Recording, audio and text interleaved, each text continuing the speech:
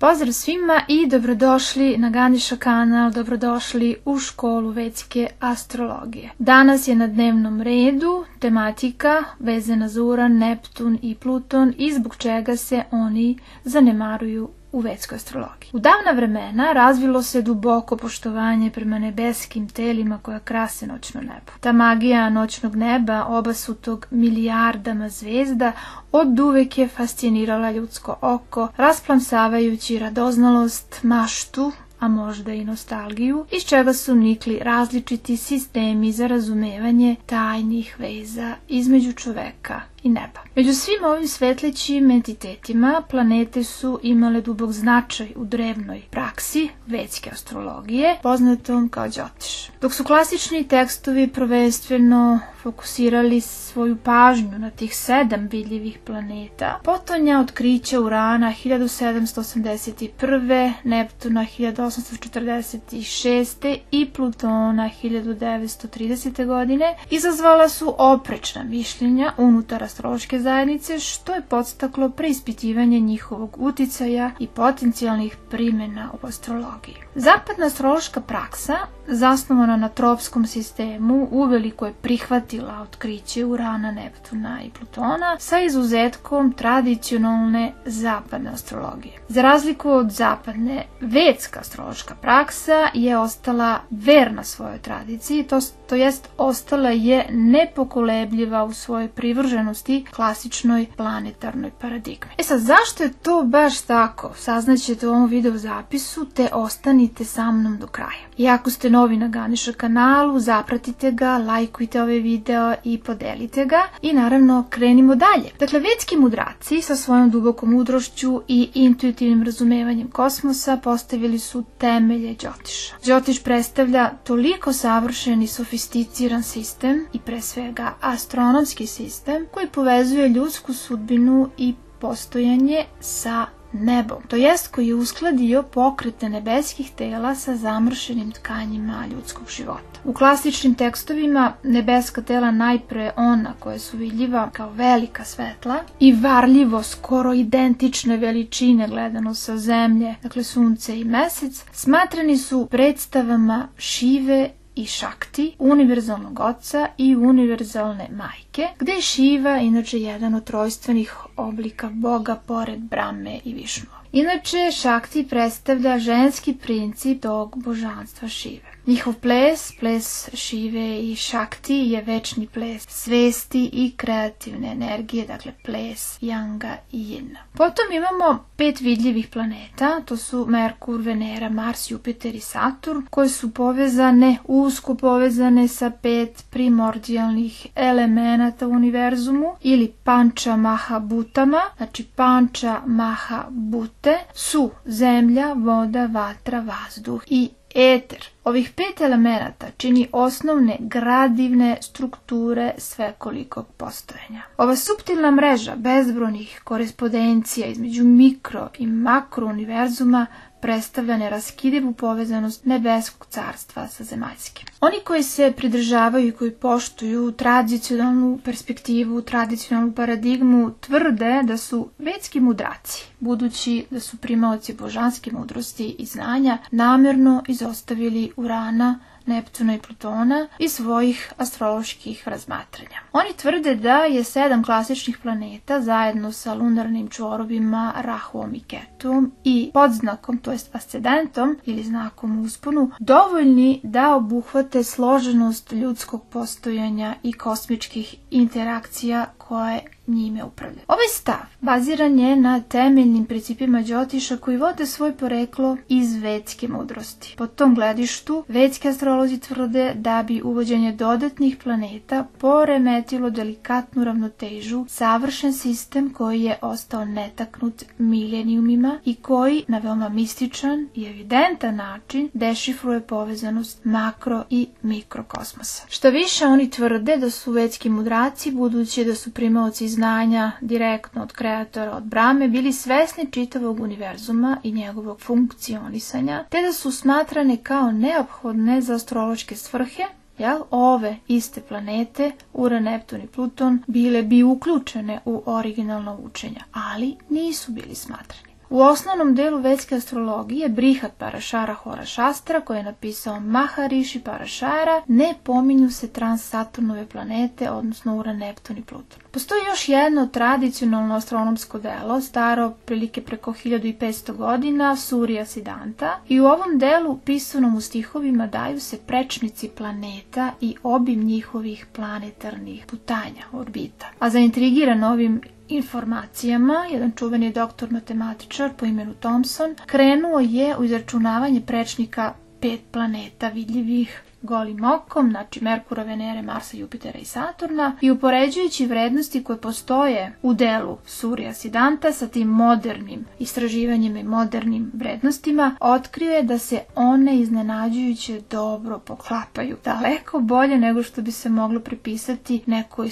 slučajnosti. Neko se sada može zapitati s pravom kako su drevni ljudi i mudraci uspjeli da izračunaju te planetarne prečnike sa takvom preciznošću. Da li bi to moglo biti zbog sposobnosti ovih drevnih mudraca da sagledaju stvarnost univerzuma tokom duboke meditacije ili u pitanju nešto drugo? Bez obzira na to, dr. Thomson je zaključio da takva preciznost navodi na to da je Surya Siddhanta zapravo zasnovana na naprednom astronomskom znanju koje je iz nekog razloga potonulo u zaborav, a ja bih sad dodala da je namerno skriveno. Zaista tek u 18. veku, relativno nedavno, postalo je moguće i tačno odrediti fizički prečnik Saturna ili ponovo odrediti te fizičke prečnike planeta. Inače, Saturn je i najudaljenija planeta vidljiva golim okom. Shama Sundara, Daša vedski astrolog koji je pomno proučavao ova pitanja, znači on je jedan od naših savremenika, intuitivno je sugerisao i doneo logičan zaključak da ako su drevni ljudi mogli da izmere vidljive planetarne prečnike sa takvom preciznošću, morali su da znaju za postojanje Urana, Neptuna i Plutona. Međutim, o tome nema naznaka u astronomskim ili astrološkim drevnim vedskim tekstovima. Sve ovo ukazuje da je fokus drevnih vedskih astronomskih tekstova na vidljive planete bio, zbog njihovog značaja u Đotišu, dok transsaturnovske planete, Uran, Neptun i Pluton, nisu imali nikakvu važnost. Možda je to i usled same simbolike Đotiša u vedskoj mudrosti, gde Đotiš predstavlja oči Veda Puruše, te su planete koje su vidljive golim okom smatrane važnim planetama, važnim nebeskim objektima, jer su u njima sadržane poruke božanskog. U naučnoj misli i analizi postoji postulat po kome se treba odlučiti za najjednostavnije pretpostavke i objašnjenja, gdje naravno treba favorizovati te jednostavnije hipoteze, Drugim rečima, ono što je najjednostavnije, ono što pruža najjednostavnije objašnjenje je obično ono koje je ispravno, ili prosto rečeno zbog čega komplikovati stvari kada iste te stvari mogu biti jednostavne. U stvari od pamtiveka astronomijom se prvenstveno bavilo u astrološke svrhe. S jednom malom digresijom da je do nasilnog raskida između astrologije i astronomije bilo već u 17. veku naše ere. Stoga bi imalo smisla i reći da ako se samo određene planete koje predstavljaju grahe smatraju važnim za astrološko tumačenje, onda nema potrebe da se izračunavaju pozicije onih planeta koje to nisu, to jest nisu grahe. Ali ta riječ grahe neophodno je zaista objasniti. Dakle, šta je graha? Da bismo shvatili osnovni vedski koncept Đotiša, prvo moramo razlikovati šta se po Vedama naziva graha i šta je to loka. Dakle, najprije graha, ona je sanskritski termin dodeljen svakoj od 9 nebeskih entiteta koje se koriste u vedskoj astrologiji. Također postoje neki značajni i ugledni vedski astrolozi koji znak usponu, to jest ascendent, podznak, ubrajaju kao 10. grahu. Tako da se u vedskoj astrologiji navodi 10 glavnih graha, to su Sunce, Mesec, Mars, Merkur, Jupiter, Venera, Saturn, Rahu kao severni mesečev čvor i Ketu kao južni mesečev čvor i na kraju pomenuti ascendent. Od ovih 10 graha, ascendent, Rahu i Ketu nisu takozvane loke, a loke su mesta ili planete u fizičkom obliku i po zapadnom terminu u tradicionalnom konceptu kao što su Merkur ili Mesec, već su to matematičke astronomske tačke koje posebno izračunava astrolog. iako oni nisu objekti u fizičkom smislu. Te tačke su od velikog značaja jer predstavljaju šta? Grahe, a grahe hvataju ljudsku sudbinu isporučujući je u inkarnaciji. Dakle, izraz graha u Đotišu označava nebeski entitet, energiju, znači entitet koji ima moć da prigrabi, da zgrabi, da uhvati i da utiče, ali ne i da proizvede. U kontekstu našeg interesovanja, znači istraživanja u ovom videozapisu, graha stoga predstavlja nebeski entitet koji ima sposobnost da prigrabi i da utiče na ljudsku sudbinu, znači da je navodi. Zbog toga svesno prodiranje u prirodu same grahe omogućava otkrivanje njene moći ili šakti i čini je odličnim alatom za predviđanje sudbine. E sad, šta znači loka? Pošto smo definisali pojam graha, hajde da shvatimo značenje loka. Loka je reč koja označava mesto, svet ili određeni nivo svesti. Loka je sanskritski izraz koji označava svet generalno ili neku posebnu podelu unutar univerzuma i najčešće i osnovna podela univerzuma po Vedama naziva se triloka. Dakle, prva loka je nebo ili svaroga, druga loka je zemlja ili buloka i treća loka osnovna je podzemni svet. Neki izvori navode da postoje 14 svetova ili loka. Dakle, 7 viših svetova koji se nalaze iznad zemlje i 7 nižih svetova koji se nalaze ispod zemlje. U astronomskom i kosmogonijskom kontekstu loka se odnosi na planetu kao fizičko mesto ili svet sa svojim jedinstvenim osobinama. I evo citata jednog vedskog astrologa koga smo već pomenuli, Shyama Sundara Dasha, i on je naveo. Dakle, postoji fundamentalna razlika između vedskog koncepta grahe i zapadne upotrebe planeta u astrologiji. Graha po definiciji je sve što ima moć da prigrabi, uhvati ili da navodi. U ovom slučaju prigrabiti ili uticati na sudbine ljudi na nadprirodan način. S druge strane, reč za planetu je na sanskritu prevedena kao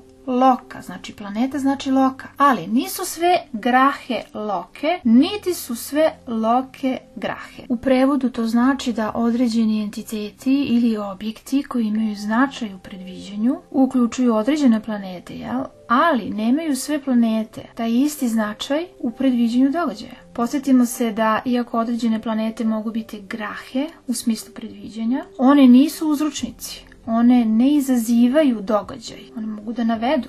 E sad, razmišljajući ponovo o frazi gde najjednostavnijoj hipotezi treba dati prednost, mi možemo reći da filozofija, u stvari vedske astrologije, posjeduje jednu prelepu jednostavnost, jednu prefinjenost, jednu unutrašnju logičku doslednost i izvesnu milost, a uvođenje drugih planeta bi jednostavno uništilo. Dakle, ovo bi rezultiralo neravnotežom u temeljima same vedske astrologije i njenim jedinstvenim tehnikama, kao što je to sistem planetarnih perioda, vladarstava nad znacima, drištima i tako dalje. Znači, potpuno bi uvođenje ovih transatomnovskih planeta Urana, Neptuna i Plutona porušilo uopšte taj poredak koji postoji već u Đotišu. Dakle, pokretanje nekih novih koncepata u Đotišu može potencijalno eskalirati u konfuziju prilikom procena astrološke karte, znači potpuna jedna, da kažem, pogrešna procena i tumačenje. Dakle, u vedskoj astrologiji lunarni čvorovi, poznati kao Rahu i Ketu, funkcionišu na jedan jedinstven način, koji je opet njima svojstven, a ipak i oponašaju karakteristike ovih transsaturnovskih nebeskih tela, tipičnih za zapadnu astrologiju. Tako da većina stvari koje se tumače u zapadnu astrologiju u vezi sa Uranom, Neptunom i Plutonom savršeno se nadomešćuje, to jest već postoji u Đotišu, u simbolici 8 mesečevih čvorova, gde Rahu veoma često funkcioniše kao Neptun i Uran, a može naravno i kao Saturn. Ketu funkcioniše kao Uran i Pluton, a može i kao Mars. Dakle, slobodno ogledajte video zapis na temu ose čvorova za više objašnjenja, i linkove ću navesti u opisu ovog video zapisa. Dakle, narode, toliko za sada. Pozdrav i do sledećih zanimljivih sadržaja na Ganesha kanalu i u školi Đotiša. Vaša Jelena.